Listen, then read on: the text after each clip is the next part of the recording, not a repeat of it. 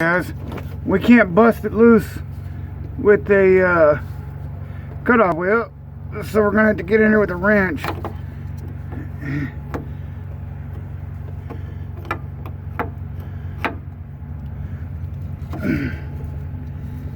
So now we're gonna get that line broke loose, and then we'll install the new one. I said, here's the old line assembly.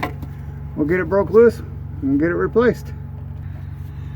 Alright guys, we got it cut out right there on the, as you can see, on the rack and pinion. Now we're going to take a socket and reach in there and get it unbolted. Here's the old line out. Like I said, we're just going to reach right in here on the back of the rack and pinion and undo. I'll show you on the new one here.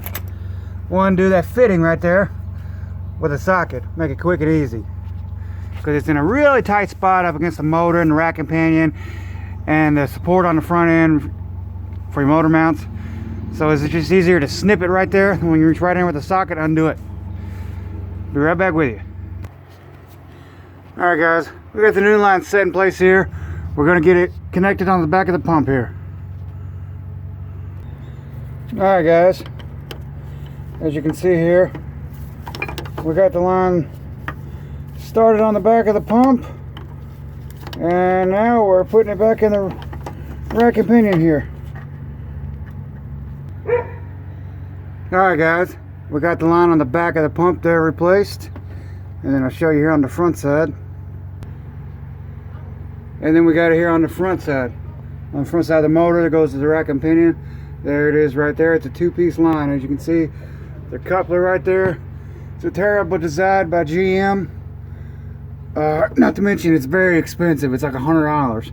But it's winter here in Kentucky, so we didn't have time to go to a rubber place. It's downtown Louisville, Kentucky. It's called General Rubber, and they could have made us a line without that coupler in there for under that price. But it is what it is.